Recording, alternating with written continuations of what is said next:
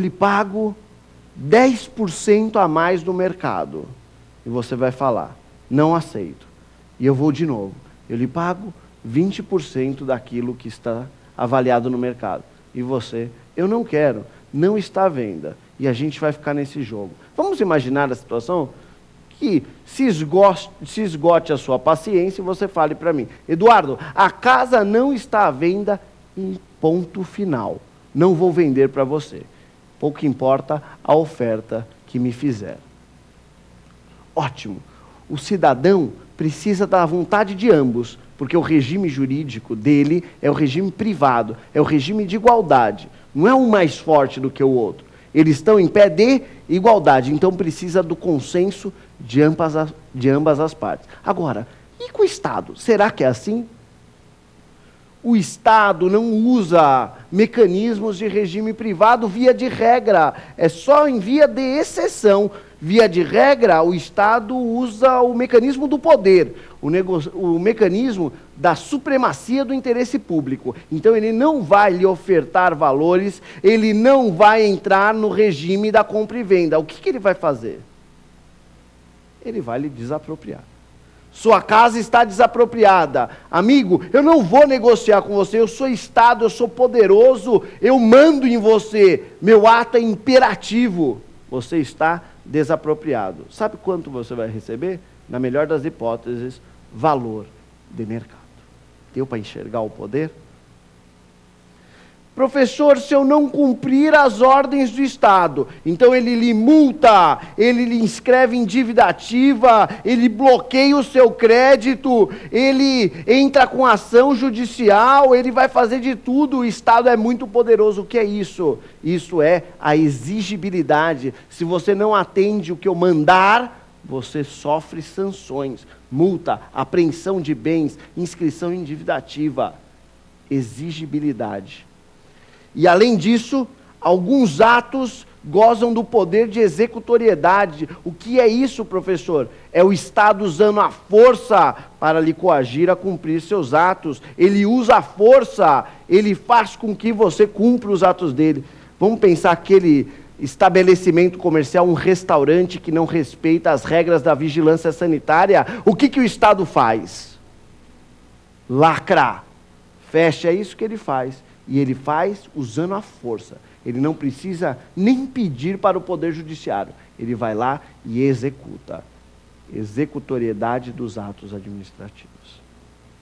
Professor, o ato administrativo tem poderes especiais. Eu acho que a gente conseguiu demonstrar isso aqui, através desses exemplos. Mas, professor, tem alguma restrição ao ato administrativo? Para que o ato administrativo possa usufruir destes poderes especiais, ele precisa cumprir algumas regras? Sim ou não, professor? Claro, o ato tem que respeitar a ordem do povo. E aonde está a ordem do povo? A ordem do povo está justamente escrita numa coisa que chamamos de lei. O ato administrativo, ele tem que ser justamente adequado a todas as ordens legais. O poder público não goza de liberdades. Ele precisa cumprir exatamente aquilo que a lei manda. Em outras palavras, o ato administrativo, então, deve estar em perfeita harmonia com a lei, em perfeita consonância com a lei. Senão o ato é ilegal. O que precisa ser atendido para que o ato seja legal, professor? O que o Estado deve respeitar? Ele deve respeitar a todos os requisitos do ato administrativo. Os requisitos do ato são os aspectos colhidos da lei que o ato deve atender. O ato, portanto, ele precisa atender o que chamamos de ff.com. Professor, isso é uma página da internet? ff.com? Pode ser. Para quem vai fazer concurso, para quem está aí no exame da OAB, essa é uma bitolinha para a gente lembrar dos requisitos do ato administrativo. O que significa ff.com, esta página da internet? Significa forma, finalidade, competência, objeto e motivo. Para o ato ser legal, ele precisa atender a todos esses requisitos.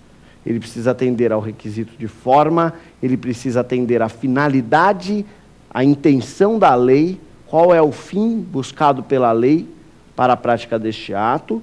Ele precisa atender à competência, ou seja, o sujeito que vai praticar o ato deve ser o sujeito previsto pela lei, com autorização para a prática do respectivo ato. Além disso, o seu objeto, né, a própria vontade do Estado na prática do ato administrativo deve se encontrar em consonância com a norma legal. E, além disso, a administração pública deve motivar os seus atos. Ato sem motivação é ato ilegal. Então, a motivação deve ser sempre relacionada ao fato, bem como relacionada ao direito. Uma coisa que eu gostaria de destacar aqui, né, é que para cada requisito deste, né, há um vício importante. Há um vício que a doutrina destaca e coloca em patamares de maior importância ou menor importância. Aqui nós temos um trabalho bem aprofundado da doutrina em mostrar a ilegalidade de atos administrativos em relação a dois requisitos que eu diria que são fundamentais do ato administrativo. O requisito finalidade é um requisito muito importante para a doutrina. O ato administrativo ele tem que sempre atender à finalidade. É aquele destino que a norma dá, é o traço que a norma dá. Se esse ato não se encontra com o seu destino, aqui nós chamamos que ele possui um vício bem importante. Nós chamamos esse vício de desvio de finalidade. O ato não chegou à finalidade dele, então ele padece de um vício chamado de desvio de finalidade. Vamos dar um exemplozinho aqui? Vamos? Eu gosto sempre de usar o da desapropriação, fica bem claro. Professor, qual é o destino, qual é a finalidade de uma desapropriação? A finalidade de desapropriação é construir uma obra, construir uma utilidade, uma comodidade à coletividade.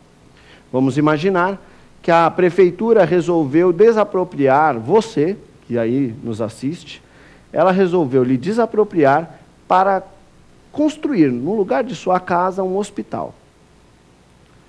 Porém, decorrido anos, né, decorrido vários anos depois da desapropriação, você percebe que o hospital não foi construído.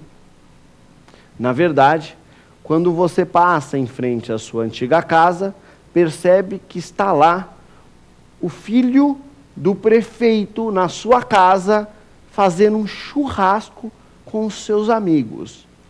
E você vai perguntar, opa, esta desapropriação não tinha uma finalidade de interesse público? Claro que tinha, era a construção do hospital. Foi atendido? Claro que não. O objetivo que se chegou foi o churrasco e a alegria do filho do prefeito, atender aos interesses do filho do prefeito.